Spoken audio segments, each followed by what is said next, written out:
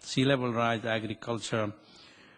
So most of this comes from the IPCC report. But what I'm finding difficulty in our investment, in our banking businesses, it's not good enough to say that 1/3 of Bangladesh will be flooded.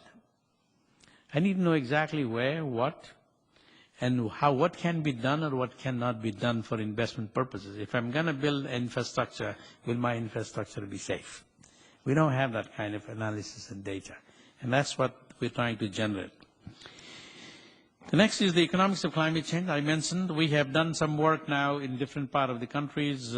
When we did for Southeast Asia, we were able to tell them, look, you will lose about 6.7% of the GDP by 2100.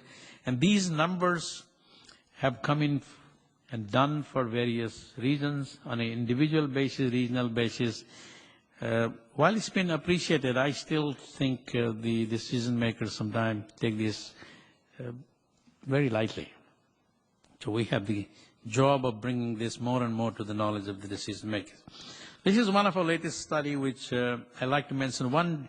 I put in this for one reason, and which was very convincing when I went to talk to the government, say, look, you need to worry about climate change and its impact on disaster and frequency of the events that will happen in future.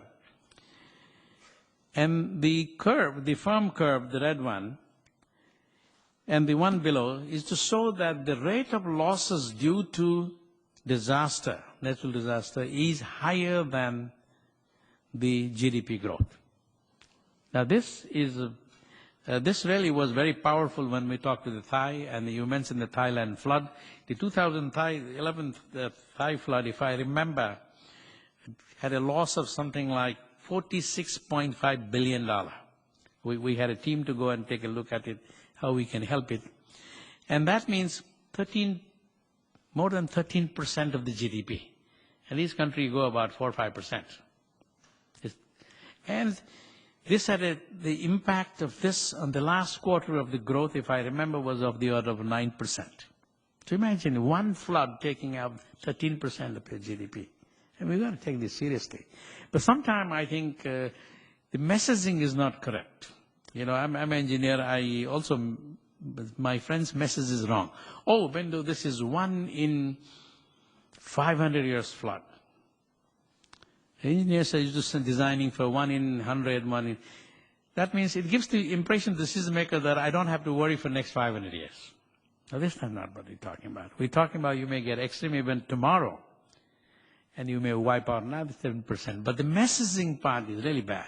1 in 500 years flood, 1 in 200 years flood. Decision maker saying, I don't leave 200, that's fine. I think this needs to be changed, really changed. Okay, now next we move to, therefore, the climate vulnerability. I only want to say two things by these two or three things. One, there's been a lot of progress done in mitigation, renewable energy, wind energy, biomass, tremendous. Our own investment has gone in from 100 million to 2 billion a year. And we can keep up with, we can do more on the mitigation side. On the adaptation side, there's not enough research, not enough knowledge. People are sometimes trying to package the old wine in new bottle and say, oh, I need to do water supply now because of the climate change.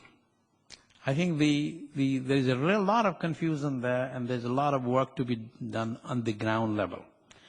Like if I want to build a road project in the coastal areas, in some areas we have to raise it, so it costs us about 20% more. A $200 million project with the bank has become $240. And now it's very difficult to convince the government you need to put 40 million more at the first place. And when they put it, they say, oh, is it because of the adaptation for climate change? Then you say, you pay for it. Then I need to go and find something like GCF money, others, to make 40 million free. Otherwise, they won't do it. So we are, on one hand, the adaptation is a lot of talk, lots of difficulty to do on the ground. On the other hand, the messaging to the government that you need to be serious about this are two messages we really need to send it in a bigger way. The third, the natural disaster risk part. The countries, sometimes something flood happens. I live in Philippines. It happened in Philippines too. We lost 2% of the GDP. And then nothing is done. The the simple insurance, reinsurance, the catastrophic bond, the financial instruments available, which have been used for many years in Europe and Japan and Korea and other countries, have not been, Asians haven't used it. In one case, when I went to the site, someone, a middle-income person who was the government official, said, I lost everything. I built a house, I had some everything, property, I had pensions. Now my house wasn't insured, it's gone. I said, why didn't you insure? Well, I wasn't insured. And you back to where it was. Very sad story, but we're trying to tell the government that you need to start this kind of system in future. Now, how to transition? Now, this is the next part, is therefore, what do we do looking for? How do you go to the green growth path?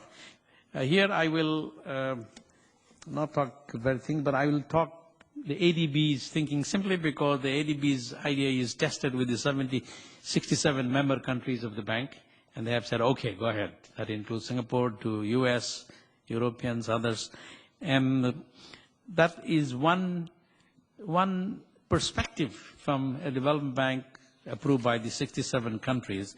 And first, green growth. I think a lot of green growth, green economy, lots of jargons there, but to us it's very simple. It is to taking into account the environment, shift to more resilient infrastructure development, gain in resource use efficiency. If you can do the same thing with less water, less energy, less sector, let's do it, let's not waste. Third, we become resilient to the climate change and the other shocks and stress. I mean, focus on these three things in the bank. Here, this question all the time comes in, how do you therefore decouple? Okay. One thing, the economic growth activity GDP will continue. How do we get people to continue to do the same GDP with less resource? So the kind of work we are doing in the bank is, how do I produce more food with less water and less energy, or at least same water, same energy? How do I still have the same light in this building as it is, but consume less? So questioning that whole paradigm, and it seems to be possible in many areas without losing the comfort. Like if you go to ADB building, 22 years old, it's gold standard. It meets the standard of the international agencies. And if some people, this computer seems to take a lot of CO2 emits. So if you get out of every 2 minutes, if you run away, if you're not working, the shop chops. So you have to put your password again, but saves a lot of CO2. If my guys are not on the chair, moving and working, the lights goes off. That means you're sleeping and not working. So okay, that's fine. So there are lots of opportunities to do on that. I think we should take the advantage of that. So that's the model. They say therefore in environment, and the shareholders have given us this agenda. One, we need to promote a shift to sustainable infrastructure. Now what we're saying here is, Asia will build infrastructure for the next 10, 20 years. We have $8 trillion need for the next decade. Now, if you're going to bring the same energy project, same transport project, same urban, same water, if we did it differently, taking into account the green growth path or sustainable infrastructure, I think we'll be able to make a tremendous change. Number one. Therefore, in ADB, all infrastructure now are sustainable infrastructure. We don't fund certain projects where we are not able to bring sustainability. Second, investment in natural capital. This has been a very, very difficult exercise. How do you get people to put money in ecosystem prevention, river basin management, et cetera, et cetera. And the third, the importance of governance, strengthening governance and management capacity, the APSEL and other kind of institutions. I think their role is very, very important because Asia, except in few countries like Singapore and others, the enforcement record is very poor. The government, the record also sometimes is very, very poor. The governance is very, very key issues as well. So these three, and then the climate change and mitigation adaptation is throughout. It goes cross-cutting to everything we do. all of these. That's how we've developed. So as I said, the infrastructure, there's a huge demand. Based on our study, there will be $8 trillion that will be needed between 2010 and 2020. 68% of the new investment and 32% will be required for maintenance. Huge. Nobody has all this money. Our own business is 70% infrastructure. So at least we are committed to making our investments sustainable, green, and we also leverage government in terms of their policy to make it that way. So 4 things I will quickly cover. Quickly, I'll talk a little bit about the clean energy under the infrastructure heading. What do we do in the sustainable transport? What do I do on the water sustainability? And what do we do in the urban sustainability? Quickly. First, just to tell you that just to add to our credibility, by 2003 we had about $200 million business. Today we're talking about $2.3 billion a year. So this is a business for us. It's a business. Therefore, we got to get this right. If people are going to borrow from us and put the money for investment, it's got to be right. In the clean energy space, hydro, wind, solar, increasing.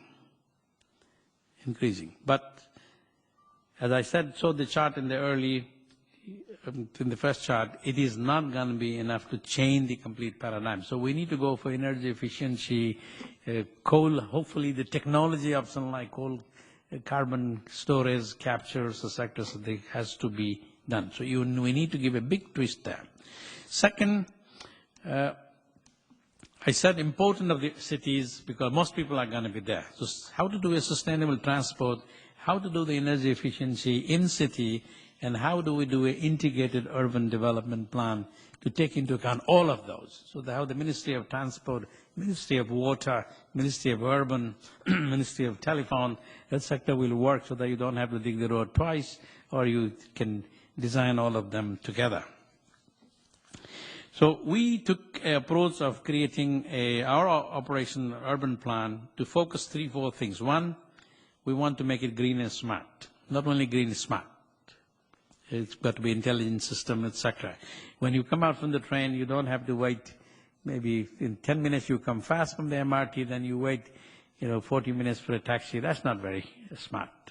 So we need to be able to link intermodal connection, etc. And you have nowadays the gadgets which can do that. Inclusive. We can't forget the urban poor. Those could be $1 people, those can be $10 people. You have to be inclusive, take those lower end of the society along. Otherwise you will have a divided city which has not produced the kind of results for livable purposes. The competitive I mentioned,